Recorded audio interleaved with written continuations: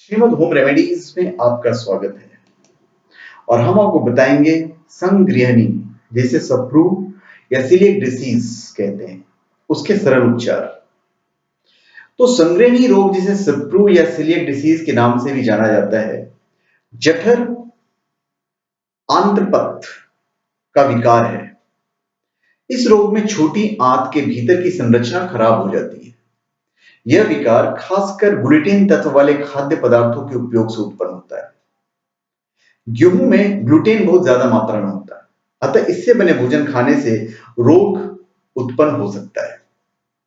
संगृहणी रोग में आते भोजन में वसा, पोषक तत्व, कैल्शियम, लौह, फॉलिक एसिड आत्मसात करने में अक्षम हो जाती है।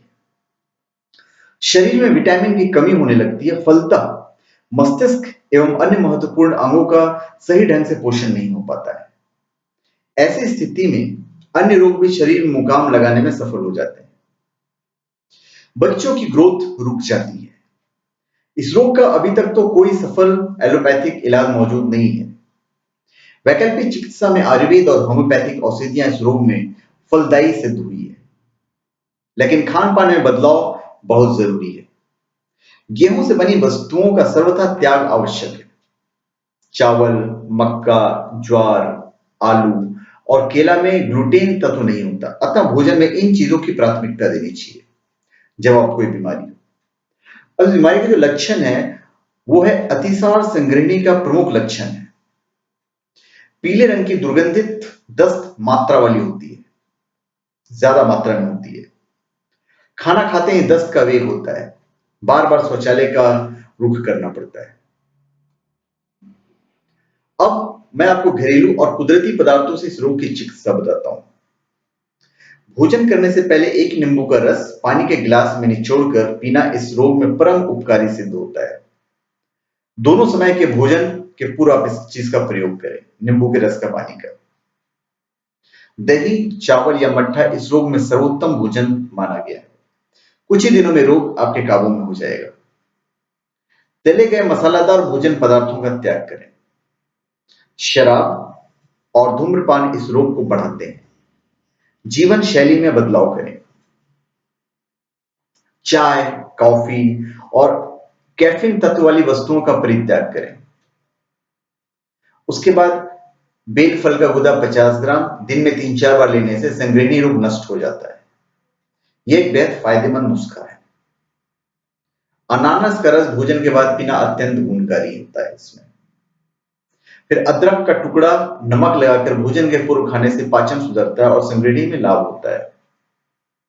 इसी तरह लौंग भी पाचन शक्ति को बढ़ाता है। फिर भोजन के बाद बर्फ की थैली आधा घंटा पेट पर रखने से भी संगृहणी रोग नियंत्रण में आ जाता है। फिर अंगूर और संतरा का नियमित उपयोग बेहद फायदेमंद है। संगृहणी और अतिसार के लक्षण इतने ज्यादा मिलते जुलते हैं कि चिकित्सक भी भ्रम में पड़ जाते हैं। याद रखने योग्य यह है कि संगृहणी में दस्त भोजन के तत्काल बाद और मरोड़ कुंथन के बाद बड़ी मात्रा में होती है। आप आलू और केला खाते रहिए। चावल, दही, मट्ठा का भरपूर उपयोग करें। दूध भी हल्का फुल्का ले सकते हैं।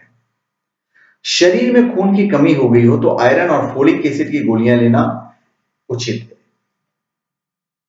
मैं अब लस युक्त मुक्त भोजन वस्तुएं, ग्लूटेन फ्री फूड जो हैं वो मैं आपको कुछ बता देता हूं। जैसे फल में सेव, खुबानी, केले, कले शतूत, ब्लूबेरी, खरबूजा, क्रैनबेरी, किशमिश, खजूर, अंजीर, अंगूर, अमरूद, मीठा तरबूज, कीवी, नींबू, आम, संतरे, पपीता, जुनून का फल, आड़ू, रहीला, अनानास, केले, प्लम, रास्पबेरी, स्ट्रॉबेरीज, इमली, किनू, ये सब जो चीजें हैं उनसे मुक्त है। फिर सब्जियों में आप जो लस मुक्त होती है वह बलूत का फल, आगर, अल्फला, सेवल, अरारोट, हाथीचक, एस्प्रेगरेक्स, एविकाडो, फलियां, ब्रोकली, गोभी, गाजर, अजवाइन, मक्का, हीरा, लहसुन, बैगन, गोभी, सलाद, मशरूम, ये सब जो चीजें हैं लसयुक्त है। आप अगर मीट खाना चाहते हैं तो फिर इसमें मुर्गी, बतख, बकरा, बतख, मेमना ये सब आपको बिल्कुल नहीं खाएंगे तो ज्यादा अच्छा है। तो ये सब जो चीजें हैं आप खा सकते हैं। और हमारा इस श्रीमद होम रेमेडीज पे आपका स्वागत है। आप हमारे चैनल पे सब्सक्राइब करें और अपने कमेंट दीजिए। धन्यवाद।